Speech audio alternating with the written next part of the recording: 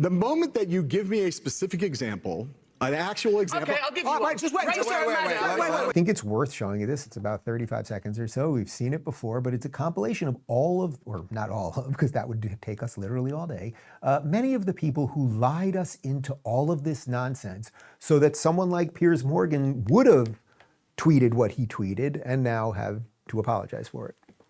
And then during 2021, we should be able to manufacture a lot of vaccines, and that vaccine, key goal is to stop the transmission. Get vaccinated. It's not only good for you and your family and your community, it will have a very important impact on the dynamics of the outbreak in our country. Now we know that the vaccines work well enough that the virus stops with every vaccinated person. A vaccinated person gets exposed to the virus does not infect them. The virus cannot then use that person to go anywhere else. It cannot use a vaccinated person as a host to go get more people. The vaccines will get us to the end of this. I really want to give Piers some credit here. And it's not just because I had him in here a couple days ago and I enjoyed a conversation where we really did have some push and pull. Again, you'll see that on Saturday. Why is it that he's able to apologize for what he did and said during that crazy time? What is it about him as a human being that allows him to do that while none of those people have apologized? Did Rachel Maddow ever apologize for what she said right there? Which again which as I always say, was either the most generous version you could say is that she had no idea what she was talking about and she was just reading a script, or but that's probably not exactly true, or she was a liar, or it was because it was serving her interests or serving her corporate masters for $20 million a year. A lot of people would say an awful lot of crazy stuff. But what it gets to is that there is that mainstream media airlock that every now and again gets busted through. So I love showing you this clip. It's probably been a couple months since we showed it to you last time, but I think this is one of the best clips from Real Time with Bill Maher in the last 5 years. This is Russell Brand on the nonsense over at MSNBC.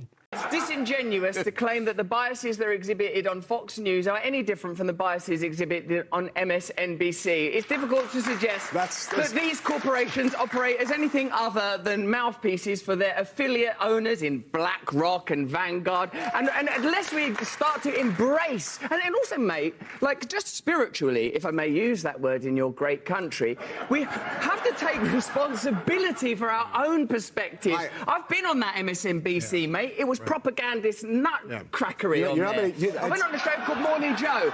It was absurd the way they carried on. Morning Joe. Yes. Yeah, I don't know what it was. It wasn't morning. There was no one called Joe there. No one could concentrate. They didn't understand the basic tenets of journalism.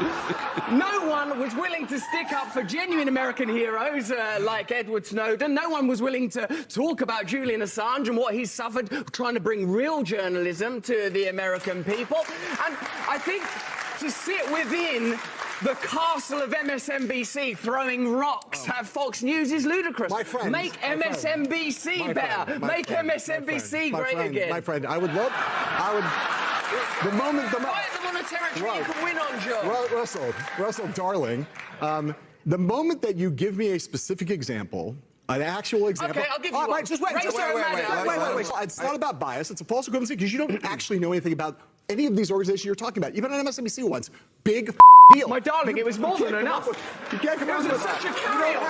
don't have a single actual fact. Do you want an example? Do you want an example? Yes. The ludicrous, outrageous criticisms of Joe Rogan around ivermectin, deliberately referring to it as a horse medicine when they know it's an effective medicine. Yeah, that's not a bad Rachel example. Maddow turning up on the TV saying, if you take this vaccine, you're not going to get it, when it hadn't been clinically trialed for transmission. Non-responsive. You have to listen. Wait. Do you think you can improve America by determinedly and avowedly condemning Fox News without acknowledging that you're participating in the same game? Did you not just listen to Bernie Sanders, someone who plainly, legitimately believes in this country and believes it's possible to change, but is bound by corruption, is bound by the lobbying system? Meanwhile, that guy, John Heilemann, then we played that clip a couple times, he blocked me on Twitter. What can you do?